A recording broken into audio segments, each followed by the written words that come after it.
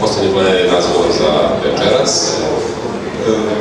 Na početku, evo odmah, pošto su prvi put ne samo u Kragujevcu, nego i Srbiji, jedan aplauz za naše drage goste iz Italije, Sergio Bonelli, editore, ponovo sa nama, Paolo Rischi, Alessandro Dimoni,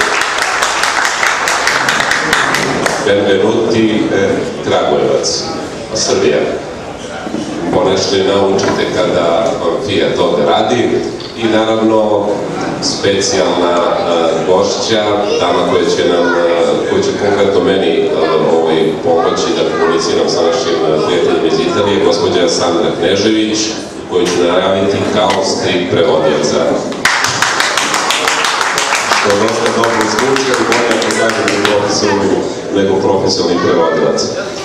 Obično, kada nam dolaze gosti iz inostranstva, kao i ovih proteklih konferencija, prva debata je vezana, da kažemo, za neka opšta pitanja, vezana za strip, za situaciju oko stripa, kako se kaže, dok onaj razgovor koji je planiran za sutra u Zastupnoj bašti, prilike u ovom terminu, više će biti vezan za one strukovne stvari oko toga koju, kada je posedeo Mr. No ili koji motor koristi Piper, evo ja sam svakakve podatke našao, zamolit ću vas i da se već recimo za sutra spremite, pa upravo ona stručna stripađijska pitanja prosledite mojim kolegama iz sveta stripa, tako da možemo da komuniciramo naravno i da se večeras uključite u razgovor postavljene pitanja.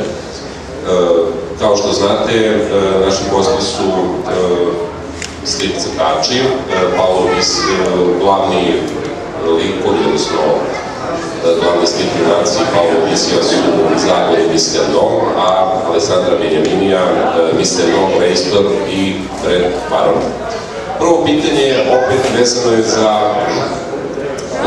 neki utisak. Činjenica je da Sergio Bonelli editore uvijek ima puno fanova po Srbiji. Kakav je neki utisak ovde u Srbiji? Koliko znaju uopšte o, znači ne samo zemlje šire, nego i ovdešnji strip sceni, strip izdavačima, autorima i slično? Io devo essere sincero, alla fine, non conosco molto, diciamo, della... Malo znao ma da su utisci koje su kolege, koje su prethodno imale čast da budu spoznani sa volima stripa u Srbiji, bili jako pozitivni i veoma su uzbuđeni što su došli. Jako im se dopada to što vide puno zainteresovanih ljudi.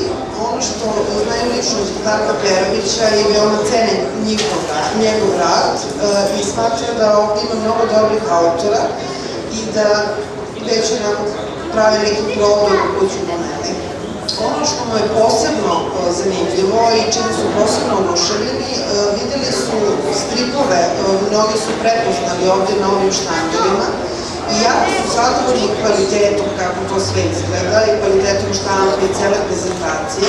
To mi je sad rekao, ali ja sam malo pre komentarisao da vrlo često vide izdanje koje su jako loše. Mislim da se u Italiji veoma malo zna o našim stripovima i prosto šta se ovde radi, da je to neki problem kanala distribucije. Io spero sinceramente che le opportunità di interscambio... Alessandro kaže da je na raznim sajmovima upoznao mnoge autore koji su veoma dobri, na kojima je neko površno rekao da su loši, koji su bili veoma obespravljeni i nada se da će u perspektivi biti veća neka mogućnost da se radi razmena naših i njihovih autora, jer neko ko radi, ko se trudi i u suštini je razlika samo u toj nekoj mogućnosti da se predstavi izdavač. Lui e condivido tutto quello che ha detto. Paolo kaže da je veoma često problem sa mladim autorima da se obrate ili pogrešnoj osobi ili u pogrešnom trenutku. To je nešto što se njemu samom dugo dešavalo, da je on godinama radio u oblasti reklame i često kucao na vrata raznih izdavača, ali su ga uglavnom odbijali da ili nisu zainteresovani u tom trenutku zainteresovani uopšte. Međutim, on je zbog strasti i želje za tim nastavljao da crta i nastavljao da pokušava i u jednom trenutku je uspio. Sledeće pitanje je takođe i za Paola i za Alessandra. Dolazite iz svetski priznate strip kuće. Koliko je danas uopšte strip priznat kao oblast vizualne umetnosti u svetu?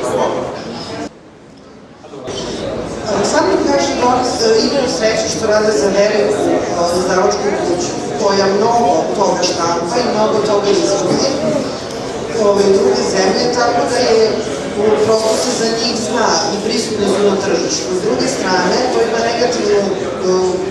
negativnu karakteristiku da se u toj tolikoj hiperprodukciji njihov rad vrlo lako izgubi. Zato dolaze u situacije da strašno vole situacije poput ove, jer tu negde imaju veći utisak od toga koliko je njihov rad cenjen, što ne znači da ne misle da nije cenjeno Italijani. Prosto je ovde negde imaju direktnu reakciju koliko ljudi znaju što oni rade i to nešto vole prošto. Paolo, ovaj slučaj su malo drugačije. Kaže da bez obzira što postoji strip škola italijanska već decenijama, još uvijek u Italiji postoje ljudi koji ne znaju, koji se iznenađuju što iza stripa stoji osoba koja crta kadar po kadar i što postoji neko ko to u stvari zaista i piše. Njega zapanjuje to što prosto uprkos tolikoj tradiciji mnogi ljudi u samoj Italiji ni ne znaju kako strip nastaje, niti znaju nešto mnogo o toga. On takođe voli sajmove stripa, jer tu dolaze ljudi koji znaju i koji vole strip i to im je neke najbolja povratna informacija o vrednosti njihovog rada. U redu, prvo pitanje za Paola. Pa, moje sledeće pitanje se zapravo odnosi na jednu činjenicu, evo već treću godinu, da se konferencije naravno imali svoje prvo nulto izdanje. Imamo goste iz, kako se to kaže, italijanske škole stripa. Ne znam sada da li ćemo dobiti od naših kolega iz drugih gradova oznaku da smo poneli festival, ali jednostavno igrom slučaja su ti kontakti bili uspostavljeni, što ne znači da nećemo imati autore iz drugih strip škola, nadam se, u narednom periodu. Pitanje se upravo odnosi na to, znači zamolit ću Paola i Alessandra takođe, vrlo objektivno da nam kažu razliku, znači takozvane italijanske škole stripa u odnosu na francusku, belgijsku ili američku. Smatram da, kažu da postoje ogromne razlike između italijanske škole stripa i ostalih škola. Kao prva i najočiglednija je da je italijanska škola prvenstveno crno-bela, dok su francuske i američke u boji. Pored toga, postoji razlika u naraciji, kao i u, ja sad pretpostavljam da se to zove postavci table ili nekom rasporedu kadrova. Ad esempio, nella scuola americana. Kao primjer navodim Marvelove superherojske stripove, gde u američkom stripu postoji mnogo slobodnija forma kadra, da scenarista napiše nacrta oblačića i napiše tekst u njima, a onda ostavi crtaču potpuno slobodno da to pokrije kako hoće. Dok u Italiji, znači, postoji ta neka prilično stroga forma, sve se radi crtež po crtež, i svaki crtež je kao filmski kadar. Znači, svaki kadar za sebe razvija radinu, govori šta se u njoj dešava, najčešće se ide u 3 kaiša, ali to je kao osnovna razlika u crtenu, da je forma table u američkom stripu mnogo slobodnija od italijanske. Završio je svoje izlaganje sa upoređenjem italijanskog i francuskog stripa. Smatram da je italijanski strip mnogo jednostavniji za praćenje i namenjen je široj publici, jer je u prvom planu su ono što se dešava i neki razgovori, dok je ono što je u drugom planu praktično nebitno. Dok je u francuskom stripu sve u detaljima, u ambijentu, često su neki pogledi od ozgo, likovi su s vremena na vreme toliko sitni da je vrlo teško da se razluči ko zaista nešto govori. I smatram da su namenjeni malo obrazovanijoj i zahtevnijoj publici, ja mislim da možda nije lepo to reći, ali da su prosto italijanski stripovi mnogo jednostavniji i za, što smo mi verovatno rekli, za šire narodne mase. Sì, io aggiungo solo un paio di cose. Alessandro dodatno pojašnjava tu bonelijansku školu, u kojoj je središtu uvijek jedan lik i jedino je bitno šta on radi i to mora da bude očigledno.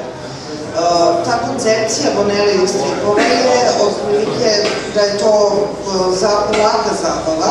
On navodi primjer da su Bonelijevi stripovi namenjeni da ih kupite kad se spremate da sednete u voz da negde otputujete, da tokom putovanja pročitate i to je to, nema tu neke dublje filozofije. Diciamo, tutto questo Alessandro je sam napravio poređenje Bonelija, francuskih i američkih stripova. Kaže da se suština Bonelijevih stripova najlakše može objasniti tako što pogledate naslovnu stranu. Tu je uvek jedan junak, nikad nema neke velike gužve, sve ostalo je u drugom planu i potpuno je otprilike jasno kad pogledate naslovnu stranu šta će se u stripu dogoditi i o kome se tu radi. U centru francuskog stripa je ambijent, najčešće kolorisan i on igra glavnu ulogu, a u američkom stripu je u centru pažnja akcija i likovi i tekstovi su samo u funkciji akcije koja treba da vas ostavi otvorenih usta kad okrenete stranu. Kaže da treba pogledati detaljno i većinu američkih stripova za razne izdavače radi ceo tim ljudi. Jedni crtaju likove, drugi crtaju automobile, treći crtaju neke sporedne stvari i prosto čak i uloga kolora koji su u američkim stripovima često prisutni samo da doprinese toj utisku akcije koju oni u stvari prenose. Ona je Hvala. Ovako privodimo razgovor kraju.